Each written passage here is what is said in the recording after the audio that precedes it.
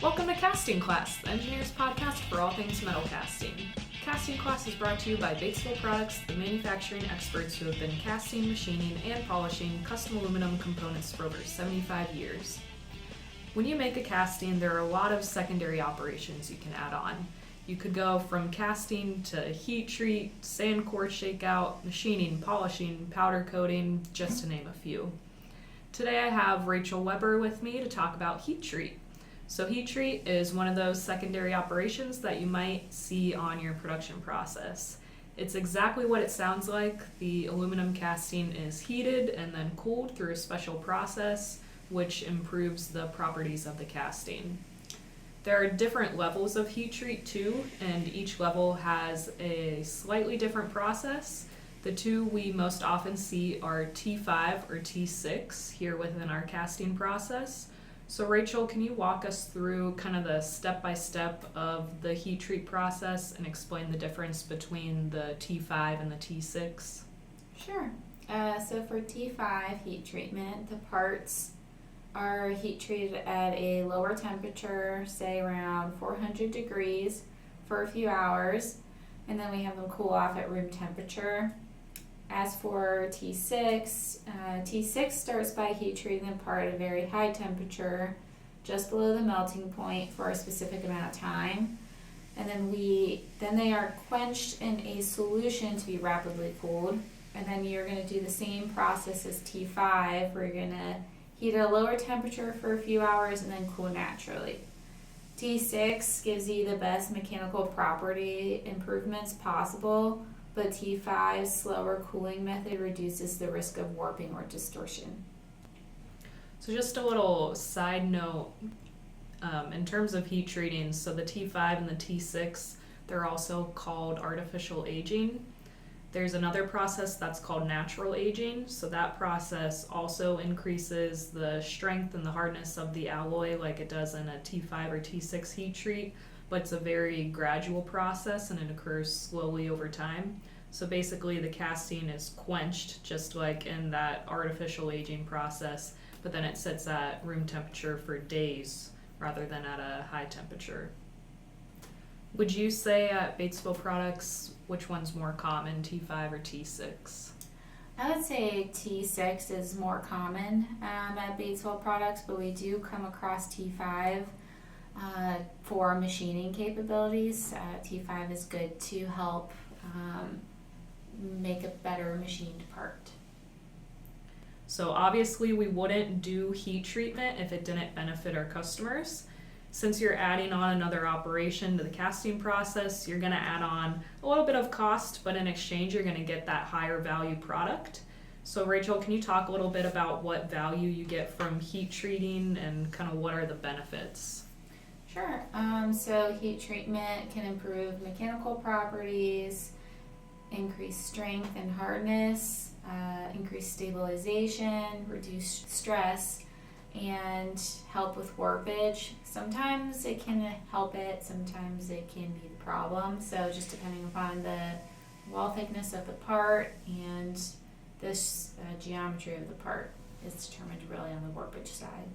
For example, if you've got a thin, long part with a lot of angles on it and you put it in a heat treat process, it's almost going to do like a potato chip and just kind of curl. But then there's also larger parts where, just depending upon how it comes out of the machine, it just naturally warps when it just ejects. So you can create fixtures, and your heat treater can use those fixtures to help straighten the part out in the heat treat process. Yeah, it's interesting to note how aluminum is flexible. So doing the heat treat process takes away that flexibility. It hardens it, like you were saying, makes it a little stronger. Mm-hmm. So it might have been able to bend into like a little bit of a different shape if it came out bent, but after you're heat treating, it's really stuck in that shape that you heat treated into. Yeah. Are there any specific industries or applications that you think benefit from heat treat the most, or industries where you see it more common, or is it really just part by part? It's really part by part, honestly.